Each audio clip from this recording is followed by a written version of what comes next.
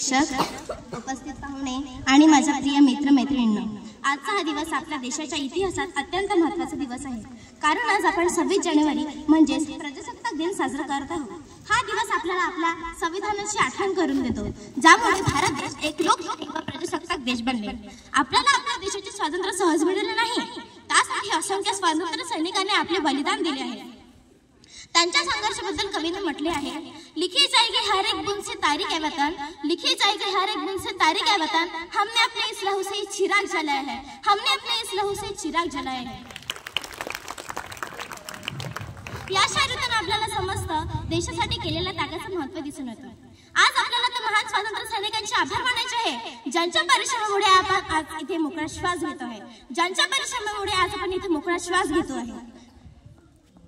पुरातन काळापासून म्हणजे स्वातंत्र्याच्या अगोदर आणि स्वातंत्र्याच्या नंतर ही वर्णव्यवस्था सुरूच होती.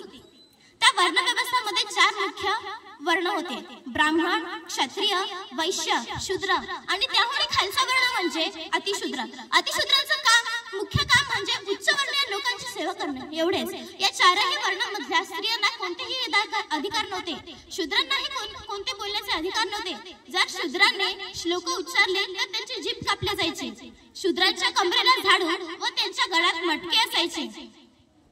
बाबासाहेब हे सगळं व्यवस्था मोडण्याकरिता व सर्वांना अधिकार देण्याकरिता जणू एका महामानवाचा जन्म झाला. त्या महामानवाचे नाव म्हणजे डॉक्टर B.R. आंबेडकर. त्या महामानवाचे नाव म्हणजे डॉक्टर बाबासाहेब आंबेडकर. डॉक्टर बाबासाहेब आंबेडकरांनाही या वर्णव्यवस्थेचे चटके सोसावे लागले.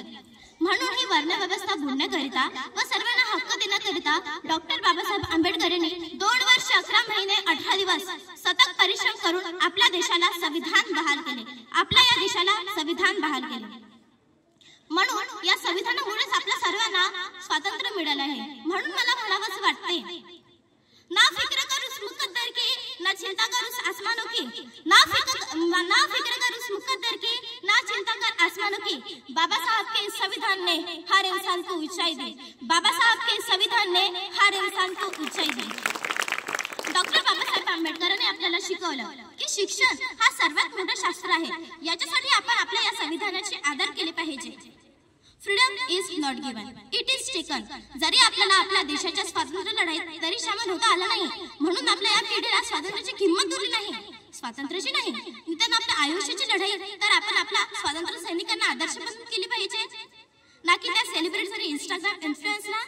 शेवटी मित्रांनो, आपण हे लक्षात ठेवायला हवं की जर आपल्या भारताला जागतिक स्तरावर सर्वोत्तम बनायचं असेल तर प्रत्येकाने आपले योगदान दिले पाहिजे. चला मग आता आपण संकल्प करूया की आपल्या देशाला प्रगतीच्या शिखरावर नेऊ. शेवटी मी इतकेच म्हणते, रुतबा मेरे सर को तेरे संविधान से मिला है, रुतबा मेरे सर को तेरे संविधान से मिला है, ये सम्मान भी मुझे तेरे संविधान से मिला है, ये सम्मान भी मुझे तेरे संविधान से मिला है. औरों को जो मिला है वो मुकद्दर से मिला है, औरों को जो मिला है वो मुकद्दर से मिला है. अरे ये मुकद्दर भी तेरे हमें संविधान से मिला है, अरे ये मुकद्दर भी तेरे हमें संविधान से मिला है.